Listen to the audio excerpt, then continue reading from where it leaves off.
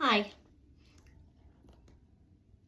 I am a recovering addict, alcoholic, drunk, bad mom, whatever you want to call me. I've been called many things by many different people, but right now I'm going by Amanda, which is my name, and I am sober today, which is amazing. So, whenever I was in the throes of my addiction, I lost myself. I truly lost myself. I used to be creative. I used to love writing. I was never an artist, but I used to love to sing, dance, all these things. And alcohol took all that away from me. But whenever I was in rehab, I did 40 days in rehab at the end of last year. One of the things that they ask you to write is a goodbye letter to your substance of choice. So I am going to document my goodbye alcohol letter. Who knows if anybody will ever see this, but it's kind of a cathartic thing anyway. Here we go. Goodbye alcohol. Hey old friend, it's been a good ride. You've seen me through joy, you've watched me slide into a place I would never want to be. Brings you happiness, it brings you glee. When we first met, I was only 14, looking for friends on whom I could lean. One beautiful summer in the hot, hot sun, you showed me how to have some fun. My senses were heightened, but I was not frightened. See, you made me feel powerful. The boys thought I was cute. The fact that I was only 14 was a moot point on which I did not linger. Instead, I was sure I was the best singer at the karaoke bar wherever you were, even though my words would start to slur. That summer ended and we parted ways, but now I knew I liked the haze. I knew someday we would meet again. You helped me be comfortable around men. Our second meeting occurred when I was 16. I was sure I was living in an awesome dream. You made me not timid, you made me not quiet. You convinced me I was having a good time. A riot. We had fun together with my new friends, but I look back at these times with a clearer lens. You were there, silently slipping into my life. You caused me pain, you caused me strife. Despite you, I graduated school with straight A's, trying to prove to myself that you could not daze my potential, my dreams, everything I strived for. And so in September 2004, I made a big journey across the sea. My chosen uni was in a place called Dundee.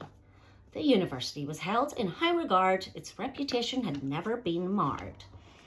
Law was my chosen course of study, but you followed me there and began to muddy my focus, priorities, paths to my dream. Still, you wanted to be heard. You loved to be seen. I embraced you. I let you follow my path.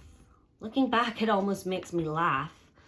I thought I knew everything there was to know, but slowly, intentionally, you began to sow the seeds of temptation, and wow, did they grow. I served you at bars, cocktails and wine, and made sure all the patrons had a good time. And you were always there for me at the end of a shift, helping to give my spirits a lift. University ended, I got good grades, but you had turned my life into a maze. What path should I take, I began to think. Without that Floridian boy, I was sure I would sink. I knew that he was waiting for me, and so I made the big decision to flee. Get away from my past, turn over a new leaf. But you were still in the shadows like a cunning thief.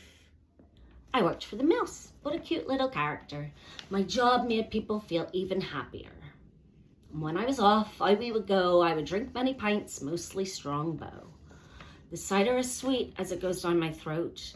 You enjoyed it at the beach and on many boats.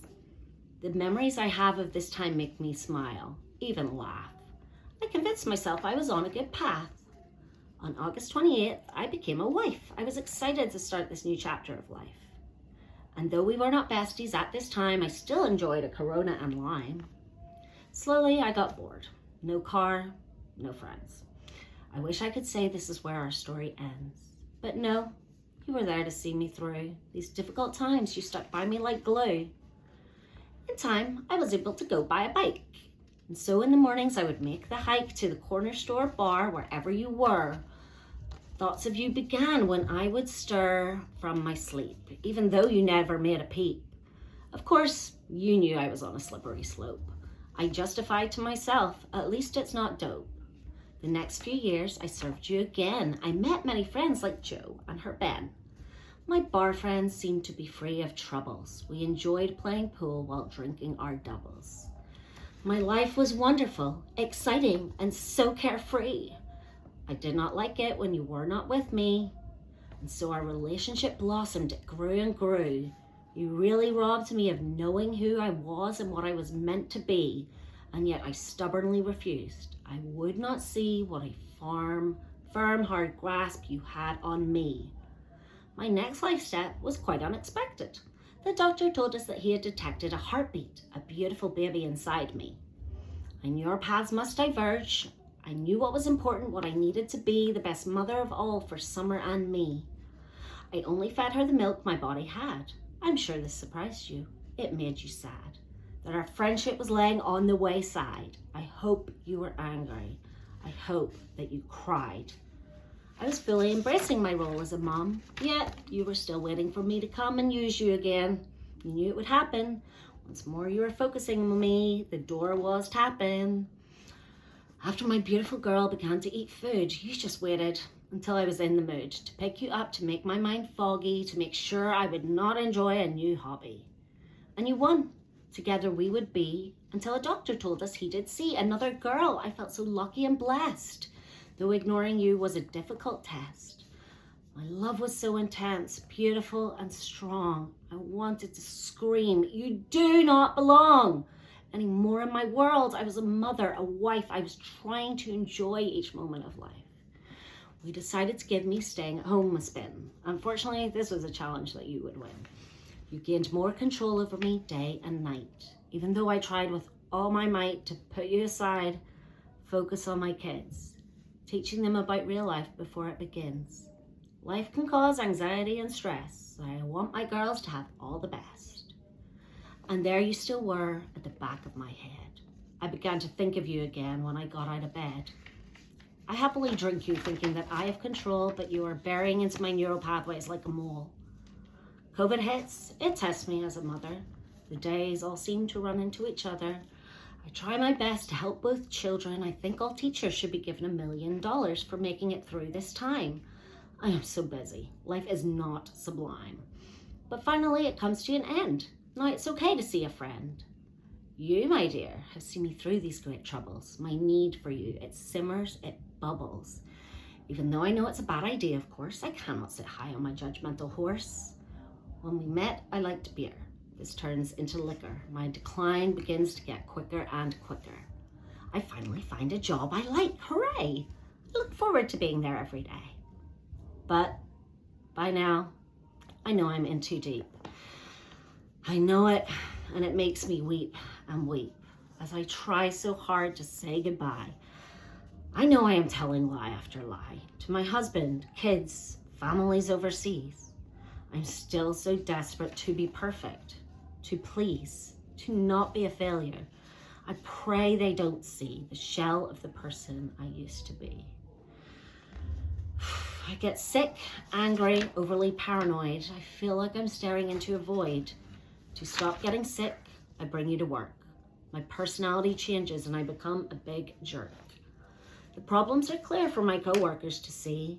The only blind person in my life is me. I get a few warnings about drinking at work and still I continue to use. Thoughts of you lurk. Eventually I have run out of my lives. My getting fired is not a surprise. I know I have truly lost my way. I know I have a chance to finally say, I need help. I know I am a fighter. And as I say it, my shoulders feel lighter. My husband is very happy I want to change my life. He has missed me, his fun and healthy wife. She did not spend her days off sleeping, thoughts of her next drink always creeping. So I take a big leap, get the help that I need. All about the tools in the toolkit I read. They can help to keep me sober. They are talked about over and over. I start to open up, I contribute in group. I no longer feel I'm trapped in a coop. I'm feeling such a sense of power and love. I begin to speak to whoever's above. My facilitators teach me coping skills. The nurses make sure that I have the right pills. This is not for the weak. I have to be strong. I have to continue to learn on and on. It is going to be a lifelong battle, and I know sometimes my brain will rattle. I will remember the days we spent together, but this is a tie I know I must sever. So now it is time to say goodbye. See ya, Auf Wiedersehen. You will no longer cause me so much pain. You have ruined my life since my birth, leaving so many emotions for me to surf. No longer will I let you in my brain. No longer will I talk like I am insane. So last to say, I guess, is fuck you. No longer in my mind will you stew. I am strong, powerful, and becoming ready. Be scared. Our relationship is no longer steady. I'm going to take back all my lost time. No longer will I think of spending a dime on your false promises, harm, and deceit. With sober friends, I will plan to meet. I don't expect much, no apology. I'm doing what's best. I am taking back me.